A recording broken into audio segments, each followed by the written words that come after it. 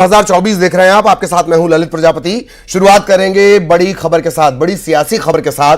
सूत्रों के हवाले से बड़ी खबर हम आपको बता रहे हैं। वायनाड लोकसभा सीट, केरल की वायनाड लोकसभा सीट राहुल छोड़ सकते हैं। अमेठी के बाद वायनाड भी छोड़ सकते हैं और 2 सीटों से राहुल गांधी चुनाव लड़ सकते हैं। कर्नाटक या तेलंगाना से चुनाव लड़ने की अटकलें लगाई जा रही हैं। ये दोनों ही राज्य अभी कांग्रेस के पास हैं। उत्तर प्रदेश से भी चुनाव लड़ने की अटकलें हैं।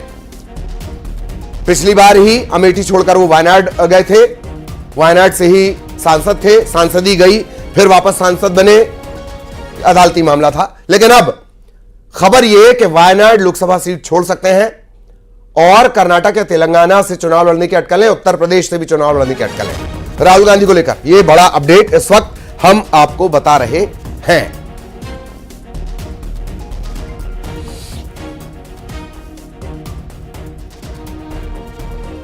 तो 2 सीटों से चुनाव लड़ने की बात आ रही है। उसमें से एक कर्नाटक या तेलंगाना में हो सकती है और एक उत्तर प्रदेश की हो सकती है सीट।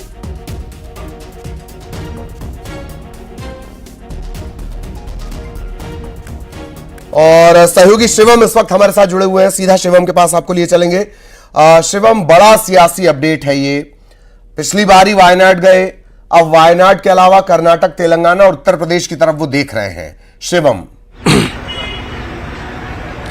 देखिए, निश्चित तौर पर कांग्रेस पार्टी ने प्रत्याशी चयन को लेकर तैयारियां तेज कर दी हैं। जहां इसी हफ्ते में स्क्रीनिंग कमेटी की बैठक होनी है, वहीं पार्टी के बड़े नेता कहां से लड़े और कैसे पार्टी को फायदा पहुंचे, इसको लेकर थिंक टैंक लगातार काम कर रहा है। न्यूज 18 को कांग्रेस के उच्च सूत्रों ने बताया है कि पार्टी लगातार उन सीटों की खोज कर रही है जहां से पार्टी के स्टार कैंडिडेट खड़े किए जाएं और वो मैसेज पूरे स्टेट में जाए।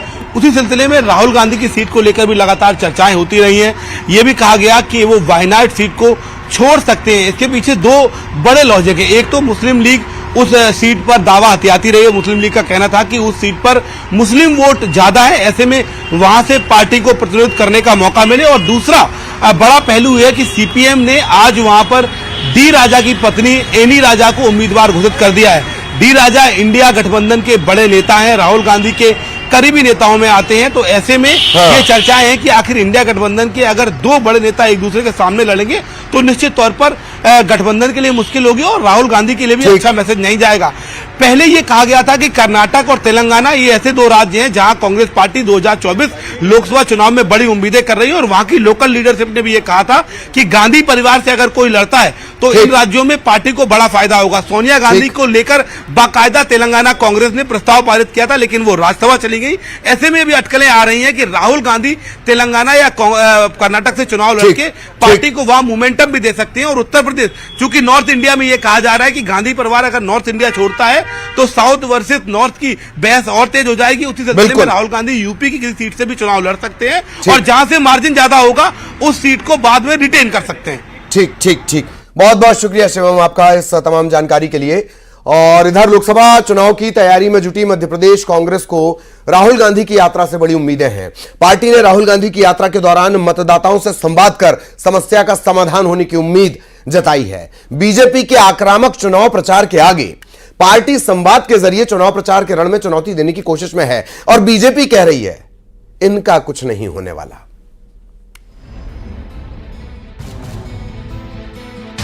मध्य प्रदेश में बीजेपी के आक्रामक कैंपेन का मुकाबला करने के लिए कांग्रेस ने संवाद की रणनीति अपनाई है।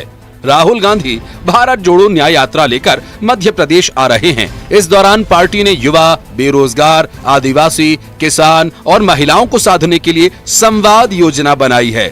राहुल गांधी अपनी यात्रा के दौरान प्रदेश में हर वर्ग के लोगों के साथ संवाद करेंगे। पार्टी को उम्मीद है कि राहुल गांधी के संवाद से लोकसभा चुनाव में बात बनेगी। जिस प्रदेश की 8 करोड़ की आबादी हो और उस प्रदेश में लगभग 2 करोड़ लोग बेरोजगार घूम रहे हों, उनके घरों पर क्या गुजर रही होगी, उनकी आजीविका पे क्या गुजर रही होगी। अगर उनका दर्द वो अपना व्यक्त करना चाहते हैं राहुल गांधी से, तो इसमें आप बुराई क्या है। और जिन लोगों को आपने नौकरियां दे दी, चयन कर लिया, परीक्षाएं ले ली और उन्हें पदस्थापना नहीं दे रहे, ये अन्याय नहीं है। इस अन्याय के खिलाफ अगर कोई अपना जो है पक्ष रखना चाहता है राहुल जी के सामने, तो इसमें गलती क्या है, कमी क्या है, बराबर मिलेंगे लोग। वहीं संवाद के जरिए अलग अलग तबकों के बीच पैठ बनाने की कांग्रेस की तैयारी पर बीजेपी ने तंज कसा है। प्रदेश बीजेपी के महामंत्री रजनीश अग्रवाल ने कहा कि कर्नाटक में जनता परेशान है, राजस्थान में सबसे ज्यादा बेरोजगारी कांग्रेस की सरकार में रही थी, छत्तीसगढ़ में जनता परेशान थी। इनकी असलियत सब जान चुके हैं, इनकी आवाज जनता तक नहीं पहुंचने वाली। अरे अभी अभी की बात है, कर्नाटक में जो हसर वहां की जनता भोग रही है, झेल रही है, सबको पता है। छत्तीसगढ़ और राजस्थान में इनकी सरकारें थीं, सबसे ज्यादा बेरोजगारी राजस्थान में कांग्रेस की सरकार में थी। जो एजेंसीज का ये लगातार हवाला दिया करते थे, उसी एजेंसीज के तहत सबसे ज्यादा बेरोजगारी की दर राजस्थान की सरकार में थी। तो इनकी असलियत सब लोग जान चुके, इसलिए तो खारिज कर रहे हैं। मध्य प्रदेश में राहुल गांधी की भारत जोड़ो यात्रा के दौरान राहुल गांधी मालवा और ग्वालियर चंबल क्षेत्र से गुजरेंगे। 2 मार्च को मुरैना से भारत जोड़ो न्याय यात्रा शुरू होगी। इस दौरान राहुल गांधी बाबा महाकाल के दर्शन भी करेंगे। कांग्रेस ने इस यात्रा से प्रदेश भर के कार्यकर्ताओं को जोड़ने के लिए कवायद शुरू कर दी है। बहरहाल बीजेपी के मिशन 29 के मुकाबले कांग्रेस का संवाद और राहुल गांधी की न्याय यात्रा का कितना लाभ पार्टी को मिलेगा, ये देखने वाली बात होगी। संवाद से ही समस्या का हल हो सकता है। यही वजह है कि राहुल गांधी जब मध्य प्रदेश में अपनी भारत जोड़ो न्याय यात्रा लेकर आएंगे तो किसानों, युवाओं, महिलाओं, बेरोजगारों और आदिवासियों के साथ संवाद करेंगे, बातचीत करेंगे, उनकी समस्याएं सुनेंगे और कांग्रेस आने वाले समय में अगर सत्ता में आती है तो कैसे उसका निराकरण किया जाएगा, ये बात भी उनके बीच रखेंगे। कांग्रेस की कोशिश है कि इस पूरी कवायद से इन तमाम वर्गों के बीच वो अपनी पैठ बनाने में कामयाब हो और जिस तरह से विधानसभा चुनाव के परिणाम कांग्रेस के लिए आए 2023 में, उससे बेहतर प्रदर्शन लोकसभा में हो सके। कांग्रेस की इस यात्रा से मध्य प्रदेश के कांग्रेसी नेताओं को खासी उम्मीदें भी हैं। बहरहाल देखना होगा कि राहुल गांधी का ये संवाद कांग्रेस के लिए कितना कारगर साबित होता है। वीडियो जर्नलिस्ट अजय तंवर के साथ न्यूज़ 18 के लिए भोपाल से वासु चौरे। तो यात्रा की एंट्री होने वाली है, लेकिन राहुल की यात्रा का यूपी में असर और एक बार फिर किस तरह से मौका मिलेगा बीजेपी को हमलावर होने का, वो भी हम आपको बता देते हैं। यूपी में राहुल गांधी की यात्रा शुरू हुई और ये देख लीजिए पहले आप जान लीजिए कि 5 साल में कितने जो दिग्गज हैं जिन्होंने साथ छोड़ दिया, उनको जान लीजिए। मिलिंद देवड़ा, कपिल सिब्बल उनमें शामिल हैं, गुलाम नबी आजाद उनमें शामिल हैं, इसके अलावा हार्दिक पटेल शुरुआत में रहे, अश्विनी कुमार वो साथ छोड़ चुके हैं। यह 5 साल का ट्रैक रिकॉर्ड है जो दिग्गज हाथ का साथ छोड़कर चले गए, वो हम आपको बता रहे हैं। और अब अगर यात्रा की बात कर ली जाए, राहुल गांधी की यात्रा की बात कर ली जाए जो यूपी में एंटर हुई है, वो आपको बता दें। यूपी में राहुल गांधी की यात्रा पूर्व प्रदेश उपाध्यक्ष उपेंद्र राय ने यहां पर पार्टी को छोड़ दिया और उपेंद्र बीजेपी में शामिल हो गए। यूपी में 100 और कांग्रेसी हैं, उन्होंने भी हाथ का साथ छोड़ दिया। पूर्व प्रदेश उपाध्यक्ष उपेंद्र के अलावा 100 और कांग्रेसी हैं, वो भी बीजेपी में शामिल हो गए। रायबरेली की बात कर ली जाए, रायबरेली के 40 कांग्रेसी वो भी चले गए, बीजेपी में चले गए। उपेंद्र सिंह के अलावा 100 कांग्रेसियों ने पार्टी छोड़ दी। रायबरेली के 40 कांग्रेसी उन्होंने पार्टी छोड़ दी। ये यूपी की हम बात कर रहे हैं। इसके अलावा जयंत चौधरी ने इंडी गठबंधन छोड़ दिया। ये स्थितियां।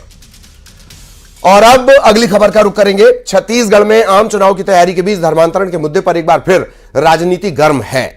इस मुद्दे को हवा मिली है कांग्रेस विधायक कविता प्राण लहरे के एक चर्च में जाने के वायरल हो रहे वीडियो के बाद। इसके बाद बीजेपी ने कांग्रेस को धर्मांतरण का आरोप लगाकर घेरना शुरू किया।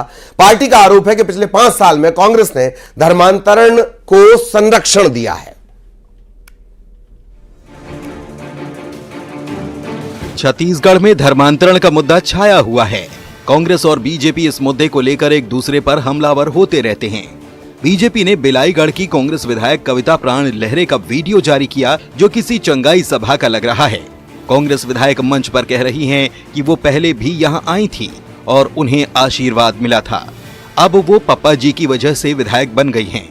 कविता प्राण लहरे इस कथित वीडियो में आशीर्वाद लेते हुए भी दिखाई दे रही हैं। मेरे पास कुछ भी नहीं था, न तो गाड़ी था न मकान था। यहाँ मैं आई प्रोफेट विजेंद्र सिंह जी के पास ले हैंड प्रेयर करवाई।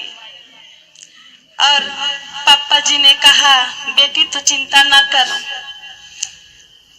2023 में प्रभु यीशु मसीह तुझे बहुत बड़ा पद देने जा रहा है, तुझे एमएलए का पद देने जा रहा है, ऐसा पापा जी ने मुझे कहा। और मैं यहाँ से गई, हर रास्ते क्लियर होते गया। इसी वीडियो को लेकर बीजेपी ने कांग्रेस पर निशाना साधा है। बीजेपी ने पिछली कांग्रेस सरकार पर एक समुदाय को और धर्मांतरण को बढ़ावा देने के आरोप लगाए। बीजेपी ने ये वीडियो भी सोशल मीडिया पर पोस्ट किया है। बीजेपी ने पोस्ट में लिखा कि बिलाईगढ़ की विधायक कविता प्राण लहरे का एक समुदाय ने माइंड वॉश कर दिया। 5 साल के शासनकाल में कांग्रेस की सरकार ने एक समुदाय और धर्मांतरण को इतना बढ़ावा दिया, ये उसका साक्षात उदाहरण है। इसकी कड़ी निंदा करनी चाहिए।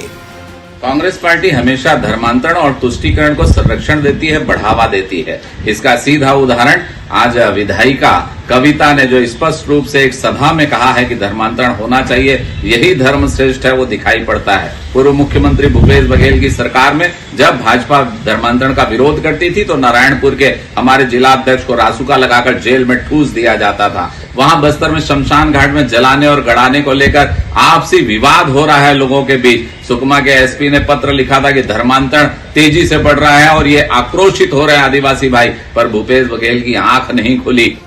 विधानसभा चुनाव के दौरान छत्तीसगढ़ में धर्मांतरण को लेकर हो रहे बवाल का मुद्दा तब की विपक्षी पार्टी बीजेपी ने जोर शोर से उठाया था।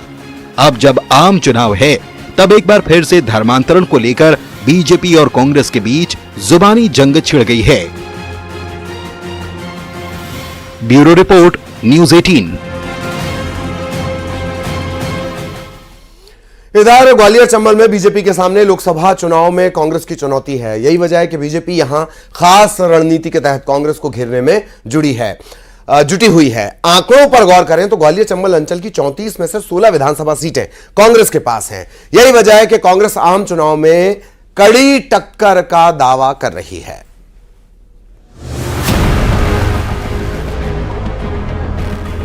आगामी लोकसभा चुनाव में मिशन 29 हासिल करने के लिए बीजेपी के चाणक्य अमित शाह खुद मैदान में उतर आए। बीजेपी के लिए एमपी में कांग्रेस की तरफ से सबसे कड़ी चुनौती ग्वालियर चंबल अंचल में है। ग्वालियर चंबल अंचल की 4 लोकसभा सीटों पर 2019 में बीजेपी ने कब्जा किया था।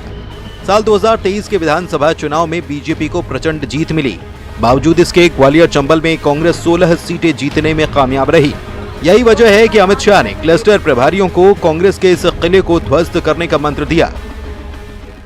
देखिए, ये तो बैठक ही लोकसभा चुनावों के लिए थी और आपको याद होगा कि ग्वालियर में इसी जगह पर भारत के गृह मंत्री जी ने हम सबको विजय का मंत्र दिया था विधानसभा चुनाव के लिए। और लोकसभा के प्रमुख कार्यकर्ताओं की और इस पूरे क्लस्टर की बैठक हुई है और इस बैठक में भारत के गृह मंत्री जी ने जो हमको मंत्र दिए हैं, मैं भरोसे के साथ कह सकता हूं कि जो विधानसभा में रिकॉर्ड कायम किया हमने विजय का, उसी तरह मध्य प्रदेश में कांग्रेस का स्कोर 0 लोकसभा चुनाव में आने वाला है। ग्वालियर चंबल अंचल में कांग्रेस अपनी सफलता को लेकर आश्वस्त नजर आ रही है। दरअसल ग्वालियर चंबल अंचल में 2 मार्च से राहुल गांधी की न्याय यात्रा प्रवेश करेगी और कांग्रेस को राहुल की यात्रा से बड़ी उम्मीदें हैं। बीजेपी एक तरफ प्रदेश की सभी 29 सीटें जीतने के लिए जोर लगा रही है, दूसरी तरफ कांग्रेस ग्वालियर चंबल की 4 लोकसभा सीटें जीतने का दम भर रही है। कल ग्वालियर में भारतीय जनता पार्टी की मीटिंग में आदरणीय अमित शाह जी ने कहा कि कांग्रेस के कार्यकर्ताओं को भारतीय जनता पार्टी में लाइए और नेताओं को लाने का काम हम पर छोड़ दीजिए। गैरों पर करम, अपनों पर सितम, ये भारतीय जनता पार्टी आगामी लोकसभा चुनाव में भारतीय जनता पार्टी के लिए काम नहीं करने वाले हैं। इसलिए आयातित कार्यकर्ताओं और नेताओं की भारतीय जनता पार्टी को जरूरत पड़ रही है। जनता सब कुछ देख रही है और आगामी लोकसभा चुनाव में जनता भारतीय जनता पार्टी को सबक सिखाएगी। ग्वालियर चंबल अंचल को मध्य प्रदेश की सत्ता की चाबी कहा जाता है। यही वजह है कि बीजेपी के चाणक्य अमित शाह ने यहां से चुनावी आगाज कर दिया। वहीं कांग्रेस की युवराज राहुल गांधी भी ग्वालियर चंबल अंचल से ही चुनावी हुंकार भरने जा रहे हैं। यानी कहा जा सकता है कि आने वाले लोकसभा चुनाव में मध्य प्रदेश में सबसे बड़ा घमासान का केंद्र ग्वालियर ही होगा। सुशील कौशिक, न्यूज़ 18, ग्वालियर। और यहां रुकेंगे एक छोटे से ब्रेक के लिए।